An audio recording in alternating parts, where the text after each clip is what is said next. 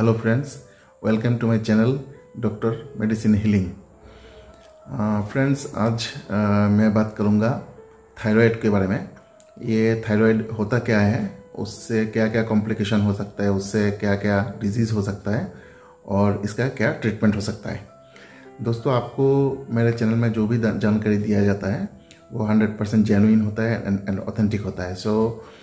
दोस्तों, वीडियो का अंत तक बने रहिए एंड अगर वीडियो आपको अच्छा लगे तो मेरे चैनल को सब्सक्राइब करिए, लाइक एंड शेयर करिए।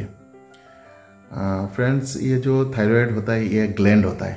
ये ग्लैंड होता है जो कि बेस ऑफ द नेक, इस जगह में, बेस ऑफ द नेक में, ये नीचे में, इस जगह में, बेस ऑफ द नेक में ये इसका ये रहता है। ये एक बटरफ्लाई शेप्ड, मतलब तितली जैसा ये इसका शेप का ग्लैंड ये होता है। तो ये जो थायराइड ग्लैंड होता है, इससे बहुत ही इम्पोर्टेंट हार्मोन सिक्रेशन होता है जो शरीर के बहुत ही इम्पोर्टेंट चीज़ को जो है वो कंट्रोल करता है। इसमें 3 हार्मोन निकलता है थायराइड ग्लैंड से। एक होता है T3 ट्राई आयोडोथायरोनिन, एक होता है T4 टेट्रा आयोडोथायरोनिन, जिसको थायरोक्सिन भी बोला जाता है, एंड तीसरा होता है कैल्सिटोनिन। ये वेराइटीज पार्ट से थायराइड का ये निकलता है। इसमें T3 and T4 most important होता है, जो कि हमारे शरीर में बहुत इफेक्ट डालता है। ये थायराइड जो ग्लैंड होता है, इससे अगर हार्मोन, अगर ये सिक्रेशन T3 T4 अगर सिक्रेशन कम हो जाता है तो उससे कुछ प्रॉब्लम्स होता है शरीर में, जिसको हाइपोथायराइडिज्म बोला जाता है। एंड अगर ये थायराइड ग्लैंड से सिक्रेशन बढ़ जाता है तो भी उससे कुछ तरह का प्रॉब्लम्स शरीर में होता है, जिसको हाइपरथायराइडिज्म बोला जाता है। कम सिक्रेशन अगर हो हाइपोथायराइडिज्म, एंड ज़्यादा सिक्रेशन अगर हो उसको हाइपरथायराइडिज्म बोला जाता है। ये जो हाइपोथायराइडिज्म, पहले बात करते हैं हाइपोथायराइडिज्म लेके। तो हाइपोथायराइडिज्म मतलब T3 T4 का सिक्रेशन कम हो जाना। तो दोस्तों, ये क्यों होता है? ये होता है एक्चुअली कुछ कॉजेस होता है, उसका कुछ कारण होता है, जिसमें एक तो होता है एक ऑटो इम्यून डिजीज़ होता है। ऑटो इम्यून डिजीज़ क्या मतलब होता है कि शरीर का जो इम्यूनिटी सिस्टम जो है वो इस तरह से बना हुआ रहता है कि बाहर के कुछ अगर बैक्टीरिया, वायरस, ये सब अगर शरीर के अंदर में आता है तो बॉडी का कुछ एंटीबॉडीज तैयार होता है। एंटीबॉडी उस बाहरी बैक्टीरिया, वायरस या फॉरेन बॉडीज को वो डिस्ट्रॉय करता है। लेकिन इम्यून सिस्टम में कुछ प्रॉब्लम्स के कारण ये हो जाता है कि ये एक्चुअली अपना बॉडी सेल्स को, खुद का बॉडी का सेल्स को वो डिस्ट्रॉय करने लगता है। वो डिफरेंस नहीं कर पाता है फॉरेन बॉडीज और अपना ओन सेल्स में। तो ये कुछ ऑर्गन्स को अफेक्ट करता है, जिसको ऑटो इम्यून डिजीज़ बोला जाता है, जो थायराइड ग्लैंड को भी करता है। तो एक ऑटो इम्यून डिजीज़ होता है हाशिमोटोज डिजीज़, इसको बोला जाता है हाशिमोटोज थायराइडाइटिस बोला जाता है एक्चुअली। तो ये इस जो डिसऑर्डर होता है, जिसके कारण भी थायराइड का सिक्रेशन जो है, थायराइड ग्लैंड का जो सिक्रेशन है, ये काफ़ी कम हो जाता है। तो एक तो ये प्रॉब्लम हो गया। दूसरा इसमें होता है कि मेन एक बेसिक चीज़ होता है इसका आयोडीन। आयोडीन एक ट्रेस एलिमेंट होता है जो कि थायराइड हार्मोन्स का बिल्डिंग ब्लॉक्स होता है। मतलब इससे थायराइड हार्मोन तैयार होता है आयोडीन से। तो अगर आयोडीन ऐसा चीज़ होता है, ये एक ट्रेस एलिमेंट होता है जो शरीर में तैयार नहीं हो पाता है, वो बाहर से आपको लेना पड़ता है खाने के साथ। तो अगर शरीर में आयोडीन का मात्रा कम हो जाता है, अगर आयोडीन वाला जनरली आयोडीन रहता है आपका सी फूड्स में रहता है, सी वाटर में वगैरह में, सी वाटर में रहता है, इसके अलावा भी कुछ है जैसे एग्स में रहता है। तो ये किसी तरह से अगर आपका आयोडीन का लेवल शरीर में कम हो जाए तो उससे भी थायराइड हार्मोन बनना कम हो जाता है। इसके अलावा एक पिट्यूटरी ग्लैंड होता है। पिट्यूटरी ग्लैंड कहाँ होता है? ये हमारा स्कल के अंदर में होता है, जो ब्रेन के नीचे वाले हिस्से में। ये एक पिट्यूटरी, एक छोटा सा ग्लैंड होता है। तो उस ग्लैंड से एक थायराइड स्टिमुलेटिंग हार्मोन TSH एक हार्मोन सिक्रेशन होता है। तो वो हार्मोन जो है थायराइड ग्लैंड का जो एक्टिविटी है उसको वो कंट्रोल करता है।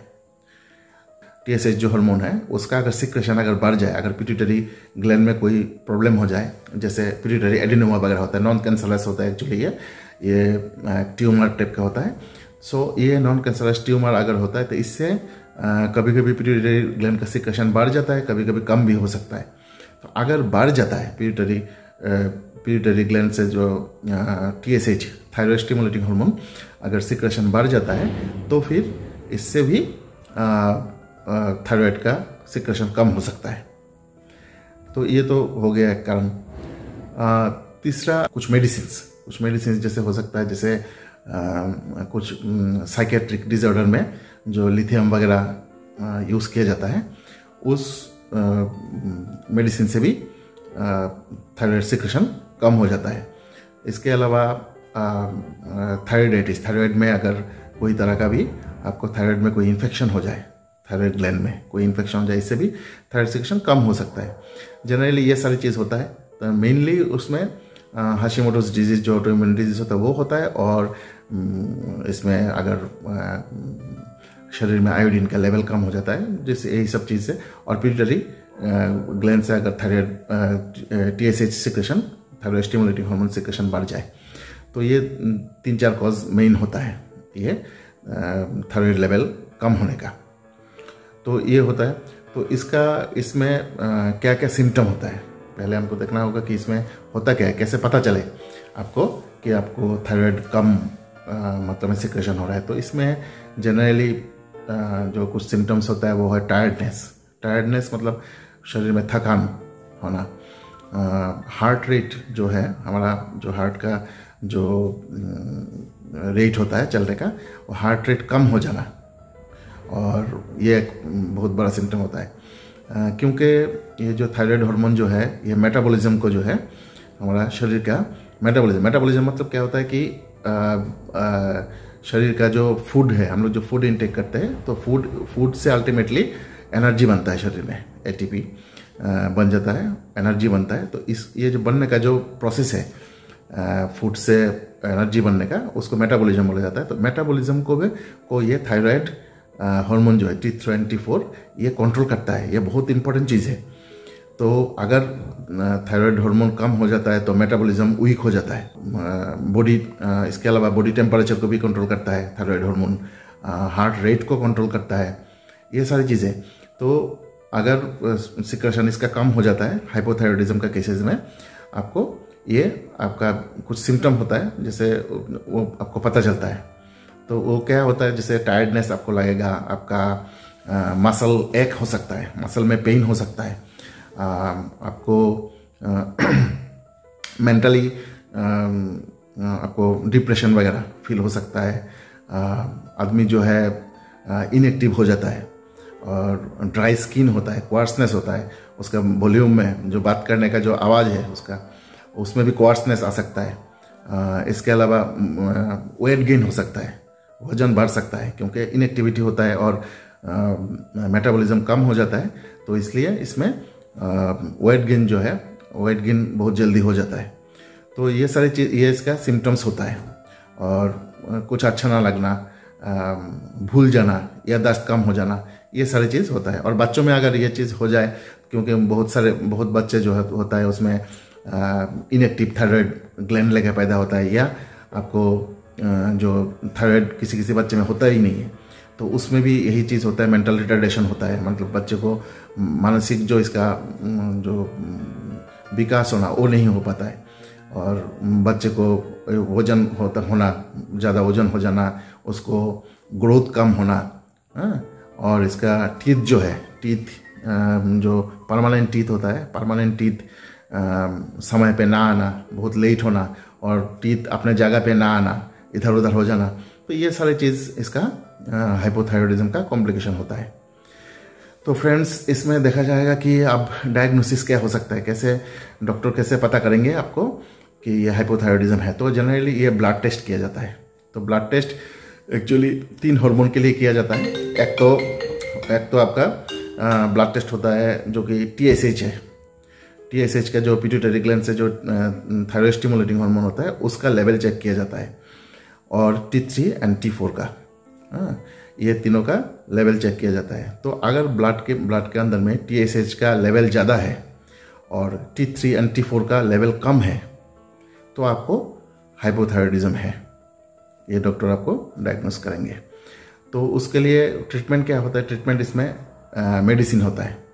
मेडिसिन इसमें लिवोथायरोक्सिन, जो थायरोक्सिन हार्मोन है, ये टेबलेट के फॉर्म में आपको दिया जाता है, जो कि आपको एम्प्टी स्टमक सुबह लेना पड़ता है और उसको एक ही समय, हर दिन एक ही टाइम पे लेना पड़ता है। और ये एम्प्टी स्टमक लेने के बाद एटलीस्ट हाफ एन आवर कुछ भी खाना आपको मना रहता है। तो ये जनरली लॉन्ग टाइम चलता है और कभी कभी ये ज़िंदगी भर ये मेडिसिन आपको लेना पड़ता है। तो इसके लिए उसका डोज जो है, डोज को डॉक्टर ठीक करते हैं। उसको एडजस्ट करने के लिए आपको कई बार डॉक्टर के पास जाना पड़ेगा, कई बार आपको ये ब्लड टेस्ट होगा, तो उसके बाद ये डॉक्टर आपको एडजस्ट करेंगे कि पर्टिकुलरली कितना आपको डोज पे ये चलेगा, और इसको आपको रेगुलर लेना पड़ेगा, कभी भी मिस करना नहीं है दवा।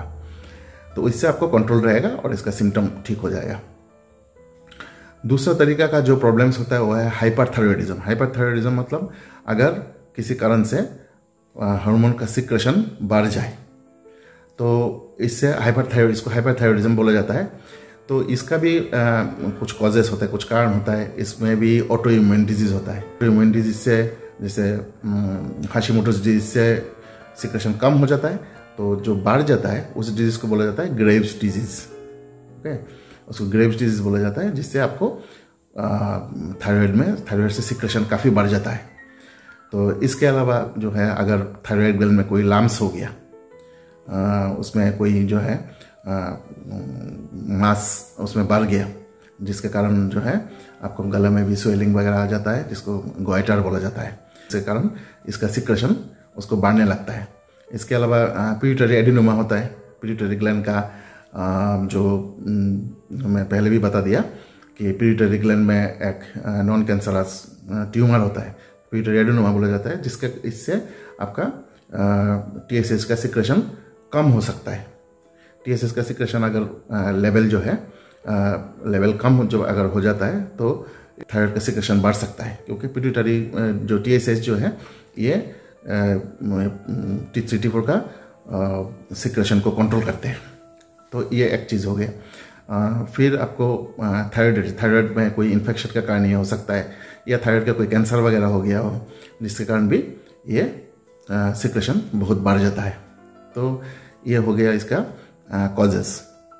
फिर आपको इसका जो है, इसका सिम्टम क्या हो सकता है? सिम्टम के अंदर में इसमें हो सकता है आपका नर्वसनेस हो सकता है, आदमी घबराहट होता है, एंग्जाइटी होता है, फिर हाइपर एक्टिविटी होता है, आदमी का एक्टिविटी काफ़ी बढ़ जाता है, मूड स्विंग होता है, इसमें इंक्रीज्ड हार्ट बीट हो जाता है, हार्ट बीट इसका बढ़ जाता है शरीर में, और हीट का सेंसिटिविटी हो जाता है, बहुत सारी चीज़ होता है, डायरिया वगैरह हो जाता है, ड्राई स्किन होता है, वीकनेस होता है, नेक में स्वेलिंग हो जाता है, जो गटर बोला जाता है इसको, नेक में काफ़ी बड़ा स्वेलिंग भी हो सकता है इसमें। उसमें वेट लॉस हो जाएगा, क्योंकि आपका मेटाबॉलिज्म रेट इसमें बढ़ जाता है, जिसके कारण आपको वेट भी धीरे धीरे कम होने लगता है। तो इसमें जो है, इसमें ये सारे आपको सिम्टम्स होता है। तो डायग्नोसिस क्या होगा इसका भी डायग्नोसिस पहले तो ब्लड टेस्ट होगा। ब्लड टेस्ट का अंदर में वही फिर सिर्फ T3 T4 TSH ये होगा। तो TSH का लेवल अगर कम हो जाता है और T3 T4 का लेवल अगर बढ़ जाता है, T3 T4 का लेवल आपको बढ़ जाएगा और TSH का लेवल कम हो जाएगा, तो आपको हाइपरथायरॉयडिज्म है। देखिए, हाइपोथायरॉयडिज्म के अंदर में TSH का लेवल बढ़ जाता है और T3 T4 का लेवल कम हो जाता है, और इसमें उल्टा होता है, ये TSH का लेवल लो हो जाता है और T3 T4 का लेवल इसमें बढ़ जाता है। तो इससे डायग्नोसिस हो जाता है कि भाई आपको हाइपरथायरॉयडिज्म है। तो आप हाइपरथायरॉयडिज्म अगर है, इसमें और कुछ टेस्ट भी कभी कभी फिर डॉक्टर अपना एंश्योर अपना होने के लिए इसमें जो है थायराइड स्कैन वगैरह होता है कि लंप है कि नहीं देखने के लिए, उसमें कोई ट्यूमर वगैरह इसमें है कि नहीं, थायराइड का स्कैन भी होता है। तो उसके अलावा इसमें हो जाता है कि ट्रीटमेंट क्या होगा आपको। ट्रीटमेंट तो फर्स्ट तो मेडिसिन द्वारा ट्रीटमेंट होता है। तो मेडिसिन में थायोनामाइड्स मेडिसिन होता है, थायोनामाइड्स दवाई चलता है। इसके अलावा बीटा ब्लॉकर्स, जो कि बीटा ब्लॉकर्स का भी मेडिसिन का ग्रुप है, ये आपको चलता है। तो ये जनरली आपको चलता है, थोड़ा लॉन्ग टर्म चलता है, पर ये बंद हो सकता है। अगर क्यूर हो जाता है उसके बाद ये बंद हो सकता है, लेकिन किसी किसी पेशेंट्स को ये होल लाइफ भी लेना पड़ता है। इसके अलावा इसमें दूसरा जो अगर सिक्रेशन का अगर बहुत ज़्यादा मात्रा में सिक्रेशन हो रहा है तो इसमें रेडियो एक्टिव आयोडीन से भी इसका ट्रीटमेंट किया जाता है। इसमें आयोडीन रहता है और उसमें रेडियो एक्टिव मटेरियल उसके साथ दिया जाता है। ये आपको कैप्सूल फॉर्म में दिया जाता है या आप लिक्विड फॉर्म में भी दिया जा सकता है। तो वो आपको लेना पड़ता है। तो वो लेने से वो थायराइड ग्लैंड जो है उसको रेडियो एक्टिव आयोडीन को एब्जॉर्ब कर लेता है। तो रेडियो एक्टिविटी होता है, जिसके कारण इसमें डरने का नहीं है, क्योंकि ये बहुत ही लो डोज में रेडियो एक्टिव मटेरियल उसमें दिया जाता है, जो कि थायराइड ही आपको एब्जॉर्ब कर लेगा और उसका जो स्वेलिंग है वो धीरे धीरे कम हो जाता है। तो ये रेडियो एक्टिव आयोडीन द्वारा भी इसका ट्रीटमेंट हो सकता है। और इसके अलावा भी आपको सर्जरी भी, अगर बहुत अनकंट्रोल्ड बढ़ जाता है तो सर्जरी करके थायराइड ग्लैंड को ही निकाल दिया जाता है या उसका टिश्यूज़ को छोटा कर दिया जाता है। तो इस तरह का ट्रीटमेंट से हम लोग ये थायराइड को, हाइपर थायराइडिज्म को कंट्रोल कर सकते हैं। ये बहुत ही इम्पोर्टेंट चीज़ है, क्योंकि ये शरीर का मेटाबॉलिज्म को अफेक्ट करता है। तो दोस्तों इसके बारे में और डिटेल जानकारी मैं नेक्स्ट कुछ वीडियोज़ में लाऊंगा। अगर ये वीडियो आपको अच्छा लगे तो मेरे चैनल को सब्सक्राइब करिए ज़रूर, और लाइक करिए और शेयर ज़रूर करिए। तो दोस्तों मिलते हैं अगले वीडियो में, तब तक के लिए जय हिंद।